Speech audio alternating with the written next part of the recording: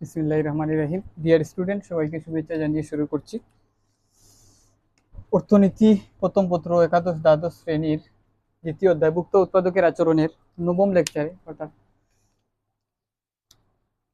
চাহিদা ও সমীকরণের ঢাল নির্ণয় নিয়ে আলোচনা করছিলাম। চাহিদার চ্যাপ্টারটা, চাহিদার বিষয়টুকু আলোচনা করছিলাম।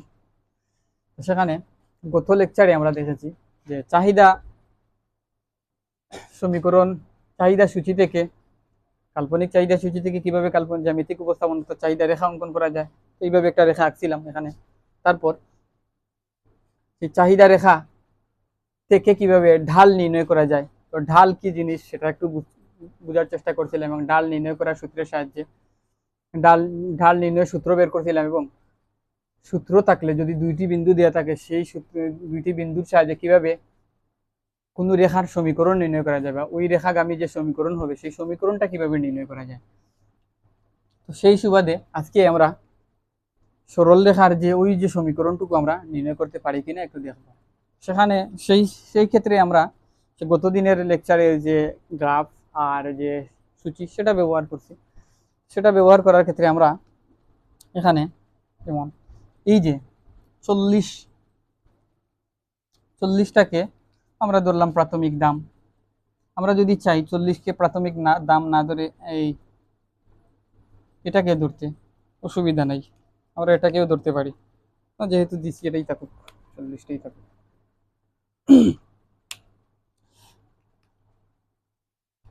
এখন না, এটা তো ঠিকই আছে।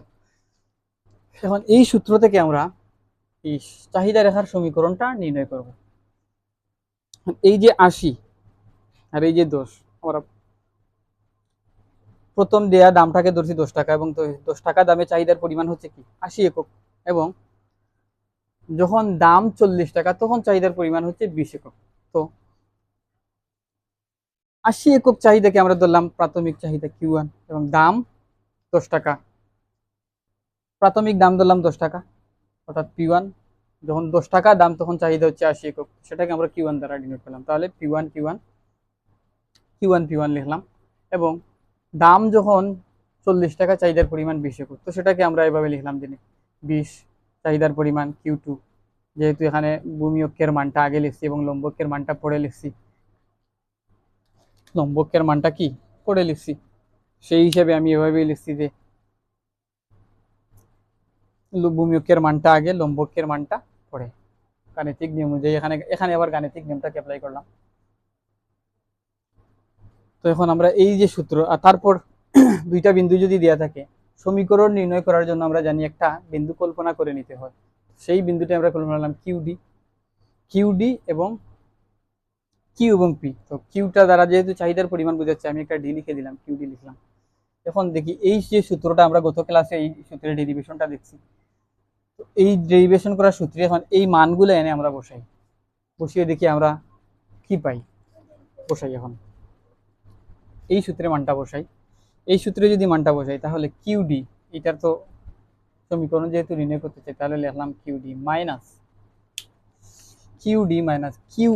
কিউ ওয়ানটা কত 80 বা 80, এখানে লিখলাম 80 divided by p minus P1 এর মানটা কত 10, লিখলাম 10 সমান সমান Q1 মাইনাস Q2। তাহলে Q1 এর মানটা কত, Q1 এর মান হচ্ছে 80। তাহলে এই যে Q1 এই সমান, এটা এটা এটা হচ্ছে এইটা, আর এটা হচ্ছে এইটা, তাহলে এখানে এটা হচ্ছে এই আর এটা হচ্ছে এই জিনিসটা যেন মাথায় থাকে। 80 সূত্রের মাইনাস,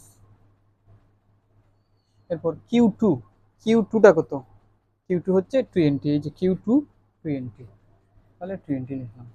তাহলে P1টা কত, P1 হচ্ছে কত, P1 হচ্ছে 10 মাইনাস P2টা কত 40 এখানে লিখলাম। তাহলে মোটামুটি এইগুলা বের করা আমাদের শেষ। এখন এখন হিসাব নিকাশের পালা, দেখে হিসাব নিকাশ করে কি আছে। কিউডি মাইনাস 80 সমান 80 থেকে যদি 20 বাদ দিই তাহলে কত হয় 60। 10 থেকে যদি মাইনাস 40 করি তাহলে মাইনাস 30 হয়। এই জিনিসটা আমরা আশা করি জানি, মাইনাস 30। বা কিউডি মাইনাস 80 সমান, এখানে যদি এই যে আয় আল্লাহ কি করি রে ভাই, পি মাইনাস 10 এটা তো লিখলাম না উপরের অংশে, বা কিউডি মাইনাস 80 পি মাইনাস 10 সমান, এই যে -30 দিয়ে 60 কে যদি ভাগ করি আমরা জানি -2 হবে, -2। এখন এইটাকে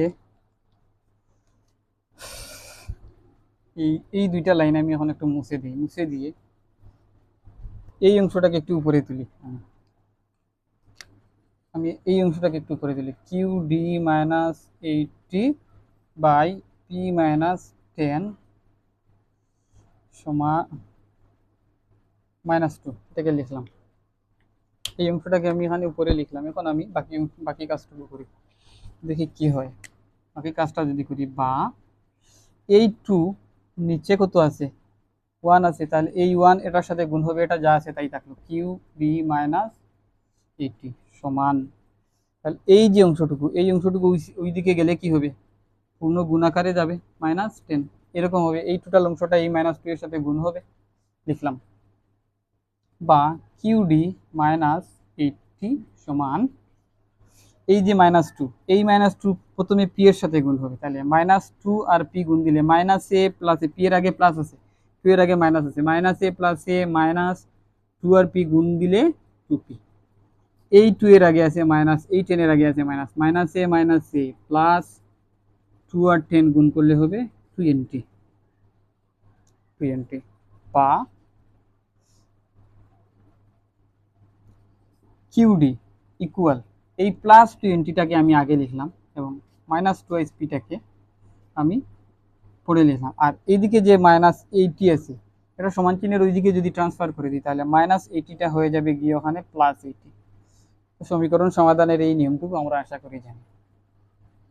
বা কিউডি ইকুয়াল হচ্ছে +20 আর +80 যদি আমরা গুণ করি তাহলে হয় কত, 100 যোগ করি যদি 100 মাইনাস 2p, তাহলে আমরা ফাইনালি এই যে অংশটুকু পেলাম, এটাই হচ্ছে ওই চাহিদা রেখার কি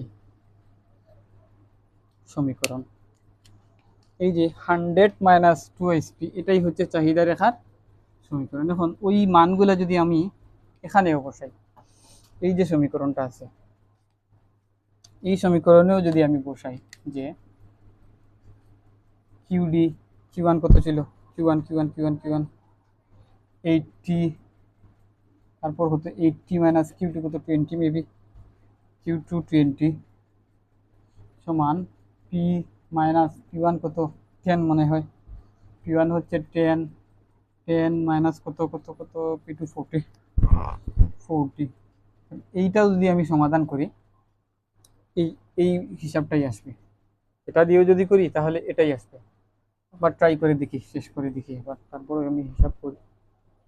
8 মিনিট হয়েছে, তাহলে কত হলো, কিউডি এটা হচ্ছে ডি একটা দিলাম, -80 বাই 80 থেকে 20 গেলে 60 সমান পি মাইনাস 10, 10 থেকে 30, 14 বাদ দিলে 30 হয়, বা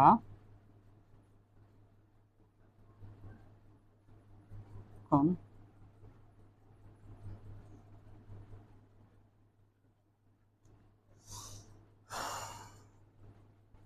কিউডি,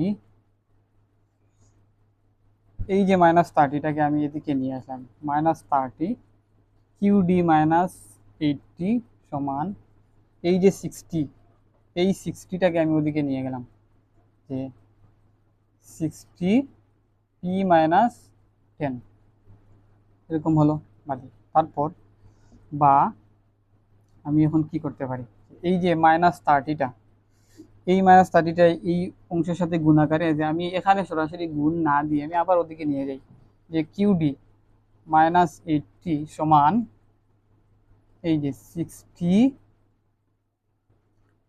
আর -30 লিখলাম, লিখে গুণ পি -10 এইভাবে লিখলাম, বা QD -80 সমান -2 × p/10। তো এই অংশটাকে হিসাব নিকাশ যদি করি তাহলে আবার ফাইনালি আমাদের এই রেজাল্টটাই আসবে, যেহেতু আমি করছি করেই দেখাই।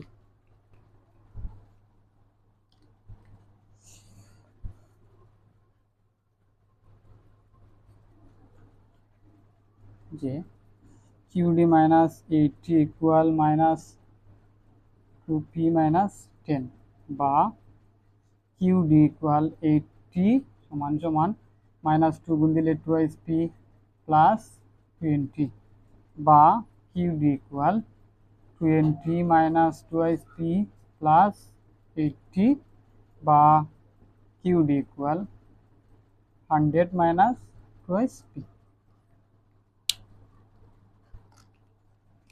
ওই সমীকরণটাই কি আসছে, ওই সমীকরণটাই এখানেও আসছে। তো এই সূত্রে বসাই আর ওই সূত্রে বসাই, যে কোনো সূত্রে বসাই একই মান আসবে, মান কিন্তু একই আসবে। তাহলে আসলে আমি এটা এখান থেকে এটা মুছে দিই, এটা আর দরকার নেই, যেহেতু প্রমাণ করে দিছি। তাহলে এই যে সূত্রগুলো এখানে থাক, এই যে আমি লিখলাম এখানে QD -100, QD ইকুয়াল 100 - 2p।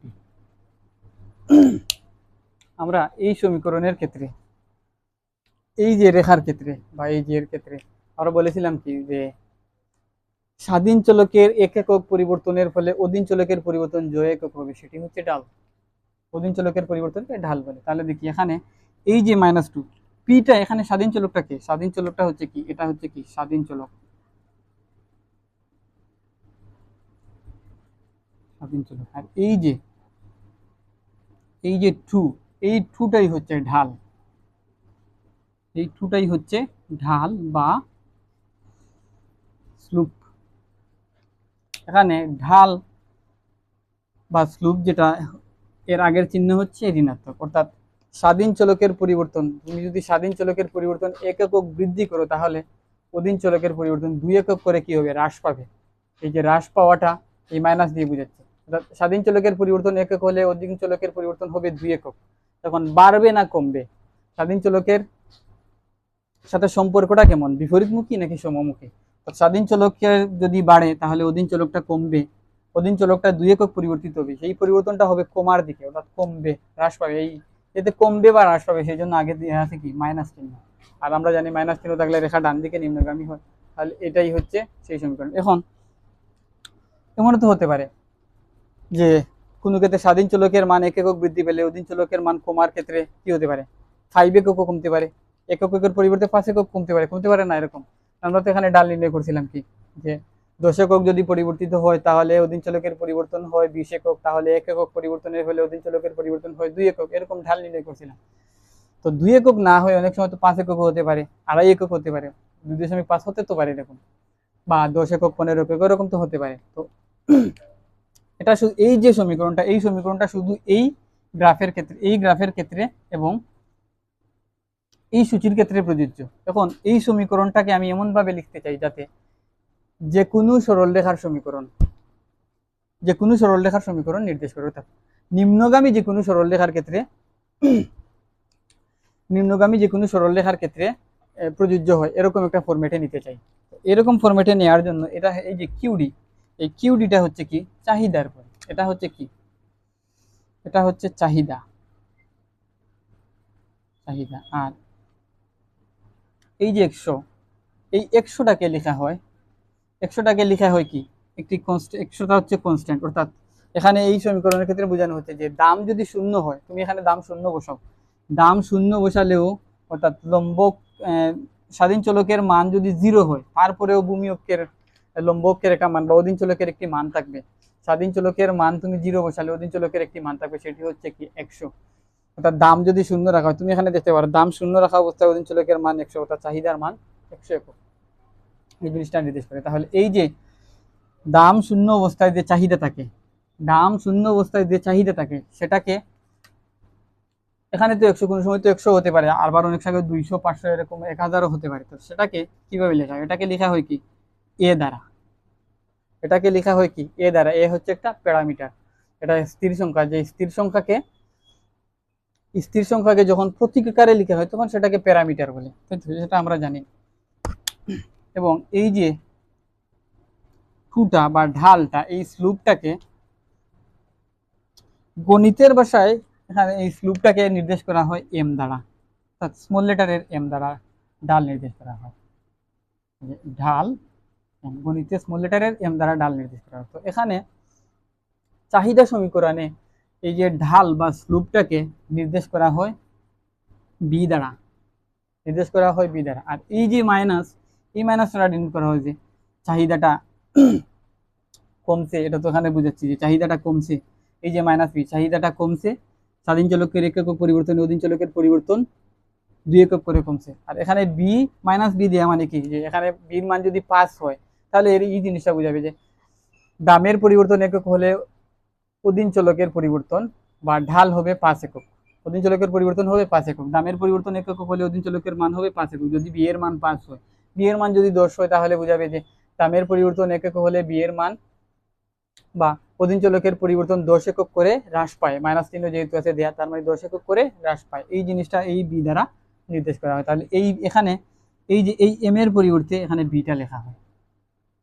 এখানে যে সাথে যে সরল রেখার সমীকরণ কি ওয়াই ইকুয়াল এম এক্স, যদি লম্ব অক্ষের ছেদক থাকে তাহলে y equal m x plus c, এরকম তো লেখা হয়। এখানে এই এটাকেই এই যে প্লাস মাইনাস সি লেখা হয়। এখানে এই যে এখানে হচ্ছে প্লাস সি, আর এই এমটাও কি মাইনাসও হতে পারে প্লাসও হতে পারে, plus minus m minus plus minus c এরকম হতে পারে। তো এই যে এটা হচ্ছে বি, আর এই পিটা কি গুণাকারে আছে এটা কিভাবে লিখে দিলাম। তাহলে সরল রেখার সমীকরণ কি এই এর সাথে যদি তুলনা করি, এই সিটাকে আগে নিয়ে আসলাম, তো এই সিটাকে আগে নিয়ে আসলাম, তারপর এভাবে যদি লিখি সি প্লাস এম এক্স, সিটাকে পরে লেখার আগে লেখা যায় কি করতে, এই সি এর পরিবর্তে এটাকে লিখলাম। এই যে এ নির্দেশ করে কি, এ নির্দেশ করে চাহিদা রেখায়, এ নির্দেশ করে চাহিদা সমীকরণে এটা নির্দেশ করে কোনো দ্রব্যের যখন দাম 0 একক রাখা হবে, দাম যখন রাখা হবে 0, তার দামটা যখন 0 থাকবে, কোনো দাম থাকবে না, মূল্য নির্ধারণ করা থাকবে না, ফ্রিতে দেওয়া হবে, তখন যে চাহিদা হবে সেই চাহিদার পরিমাণটাকে এ দ্বারা ডিনোট করা হয়। আর এই যে বি দ্বারা ডিনোট করা হয়, চাহিদার পরিমাণ যদি 1 একক করে বৃদ্ধি করা হয় তাহলে এই মাইনাস বি দ্বারা ডিনোট করা হয় যে চাহিদা 1 এককের পরিবর্তে চাহিদা কত একক করে হ্রাস পাবে। তাহলে এই বিটা মাইনাস বিটা নির্দেশ করে, এখানে তো মাইনাস বি এর মান হচ্ছে 2, -2, বি এর মান -2। মাই গড, ভালো লাগে না। তো এটাই হচ্ছে আমাদের কাঙ্ক্ষিত সেই চাহিদা সমীকরণ, চাহিদা সমীকরণ, এটাই হচ্ছে আমাদের সেই চাহিদা সমীকরণ কিউডি ইকুয়াল এ মাইনাস বিপি, এটাই হচ্ছে আমাদের সেই চাহিদা সমীকরণ। তো দুটি বিন্দু দেয়া থাকলে চাহিদা সমীকরণ কিভাবে নির্ণয় করতে হয় আমরা দেখলাম। এখন বিন্দু যদি দুটি দেয়া না থাকে, এটা তোমাদের বইয়ে দেয়া আছে, আমি দেখেছি এটা দেয়া আছে তোমাদের বইয়ে। এখন বিন্দু মনে করো দুটি দেয়া নাই, একটি বিন্দু যদি দেয়া থাকে তাহলে কিভাবে আমি চাহিদা সমীকরণ নির্ণয় করবো। যেমন এখানে মনে করো একটা বিন্দু দেয়া আছে, সেটা মনে করলাম যে এই উপরস্থ এই নিচের বিন্দুটাই দিয়ে আছে, মনে করলাম এই বিন্দুটাই দিয়ে আছে। তাহলে একটা বিন্দু যদি দেওয়া থাকলে ঢাল নির্ণয়ের সূত্রটা কি, ঢাল নির্ণয়ের সূত্রটা হচ্ছে কি, যে আমি এই একটা অংশ মুছে দেব, একটা অংশ কি মুছে দেব,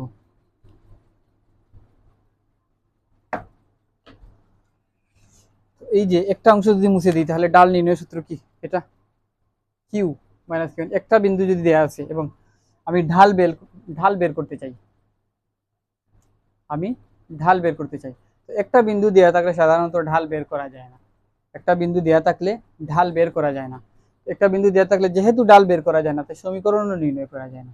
তো বিন্দু যদি একটা দেওয়া থাকে আমাদেরকে আরেকটা ইনফরমেশন দিতে হবে, কারণ এই যে আমি একটা বিন্দু এখানে দেখাই, এই হচ্ছে একটা বিন্দু, এই বিন্দুগামী একটা রেখা হচ্ছে এই, একটা বিন্দু দিয়ে তো আর একটি রেখা যায় না, অসংখ্য রেখা যেতে পারে। এই রেখার দিয়ে যে সমীকরণটা যায়, এই সমীকরণ এটার এটার স্লোপ হবে একটা, আবার এই যে এই বিন্দু দিয়ে যখন আরেকটা রেখা যায় এটার স্লোপ হবে আরেকটা, আবার এই যদি এভাবে যায় তাহলে এটার স্লোপ হবে আরেকটা। তাহলে একটা বিন্দু দিয়ে অসংখ্য রেখা যেতে পারে। তাই যদি বিন্দু একটা দেয়া থাকে তাহলে আমরা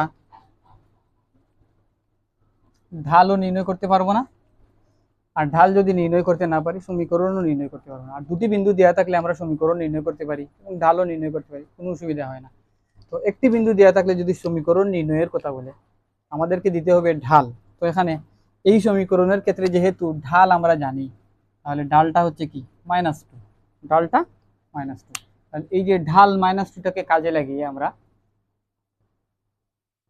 কি করব, যে সমীকরণটা নির্ণয় করব। এখন দেখি এই সূত্রটা আসছে কিভাবে। তাহলে কিউ2 থেকে যদি আমি কিউ1 বাদ দিই, অথবা কিউ1 থেকে কিউ2 বাদ দিই, কিউডি থেকে যদি কিউ1 বাদ দিই, যেমন কিউ2 থেকে কিউ1 বাদ দিলাম এবং পি থেকে পি1 বাদ দিলাম, এই হিসাব করলে যা আসবে, কিউ1 থেকে যদি আমি কিউডি বাদ দিই, পি1 থেকেও পি বাদ দিলে একই হিসাব আসবে। আমি দুটো ক্ষেত্রেই আমি ডালটা নির্ণয় করে দিই, যেহেতু ডাল আমাদের উভয় ক্ষেত্রে কি এই অংশ আর এই অংশ তো সমান, তাহলে আমি এটার পরিবর্তে এখানে কাজ করি, বা কিউডি মাইনাস, কালো কালি দিয়ে লিখি, কিউডি মাইনাস কিউ1 হচ্ছে কত, কিউ1 হচ্ছে কিউ1 না, কিউ1 হচ্ছে 80, পি আর এটা হচ্ছে 10 সমান সমান -2, বা কিউডি মাইনাস 80 সমান সমান -2 পি -10। এই অংশটা ওদিকে দিয়ে যে গুণ হবে আমি জানি, QD minus 80 equal -2 P plus 20। তো এইটা হিসাব নিকাশ করলে আমাদের কিউডি ইকুয়াল 100 -2 পি আসবে। এটুকু পর্যন্ত করা ছিল, এটুকু তো যদি পারো তাহলে বাকিটুকু করতে পারবা ইনশাল্লাহ। এখন তাহলে এই অংশ থেকে যদি বলি এটা হচ্ছে এ, -2টা হচ্ছে বি, আর এটা হচ্ছে কি পি, এই আগের ফরম্যাটে আমরা নিতে পারি। দেখি এখন এটা থেকে এই অংশটুকু পাওয়া যায় কিনা। তাহলে কিউ1 কত 80 মাইনাস কিউডি, আর পি1 কত 10, আর পি সমান -2 লিখলাম। এখন এই অংশটুকু আমি এখানে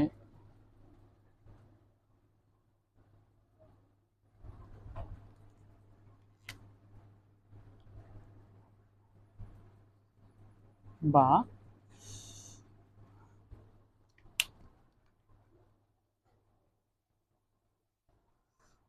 এই অংশটাকে এখানে আমি লিখি যে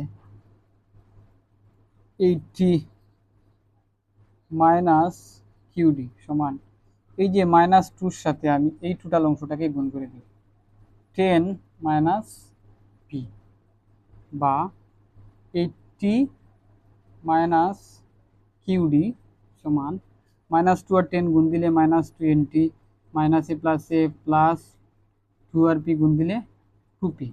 দেখি, বা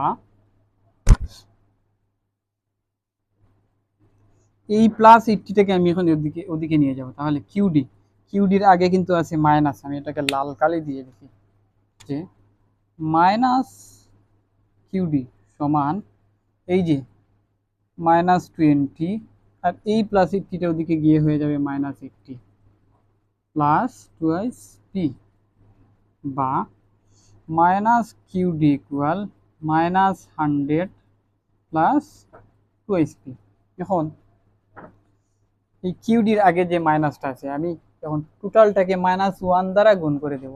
তাহলে কিউডিকে যদি -1 দ্বারা গুণ করি তাহলে শুধু কিউডি হবে, প্লাস কিউডি হবে। -1 দ্বারা যদি এটাকে গুণ করি তাহলে +100 হবে, -1 দ্বারা যদি এটাকে গুণ করি তাহলে -2 হবে। তাহলে দেখা গেল কি যে আমি আগে এটা দিয়ে যা বের করছি, এটা দিয়ে তা বের করছি, আমার রেজাল্ট কি আসছে, ঠিক কি আসছে। তো আগেরটা থেকে পরেরটা বাদ দিয়ে আর পরেরটা থেকে আগেরটা বাদ দিয়ে কোনো ব্যাপার না এখানে।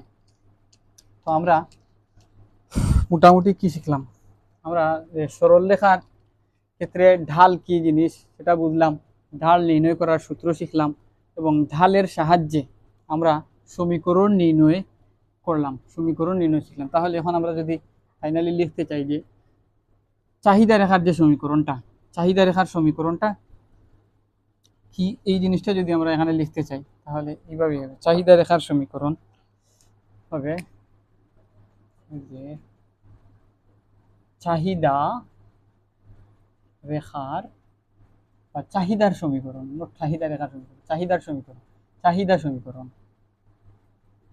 চাহিদার সমীকরণ হচ্ছে কিউডি ইকুয়াল এ মাইনাস বি পি। এখানে পি হচ্ছে স্বাধীন চলক, পি এর একক পরিবর্তনের ফলে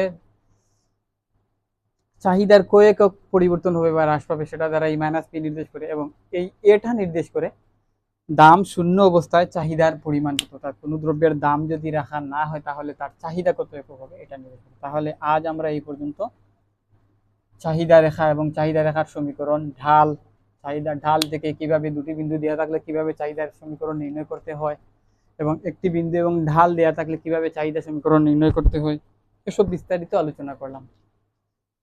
তো পরবর্তী পার্টে যদি চাহিদা রেখার সমীকরণের ক্ষেত্রে, আমি তো এখানে অন্তর্কলন সম্পর্কে কিছু বলি নাই, আচ্ছা পরবর্তী লেকচারে বলবো। তো চাহিদা রেখার এই যে ঢাল নির্ণয় করার যে সূত্রটা, এই যে সূত্র এখানে এই যে q minus q one qd minus q two এইভাবে আসছে, এটা ছাড়াও অন্তর্কলনের সাহায্যে, অন্তর্কলনের সাহায্যেও ঢাল নির্ণয় করা যায়। অন্তর্কলনের সাহায্যে কিভাবে ঢাল নির্ণয় করতে হয় এবং এইটা থেকে কিভাবে ঢাল নির্ণয় করতে হয়, এই যে এই সমীকরণ থেকে কিভাবে ঢাল নির্ণয় করতে হয়, অথবা এই যে কিউ ডি ইকুয়াল কত ছিল 100 মাইনাস 2 পি, এই সমীকরণ থেকে কিভাবে ঢাল নির্ণয় করতে হয় সেটা ক্যালকুলাসের সাহায্যে বা অন্তর্কলনের সাহায্যে পরবর্তী পার্টে এটুকু নিয়ে আলোচনা করব। তো 10ম লেকচারে আমি অন্তর্কলন কি জিনিস সেই জিনিসটা নিয়ে আলোচনা করব এবং অন্তর্কলনের সাহায্যে কিভাবে ঢাল নির্ণয় করতে হয় ওই জিনিসটা নিয়ে আলোচনা করব। তো আজ এ পর্যন্তই, সবাইকে ধন্যবাদ, আসসালামু আলাইকুম।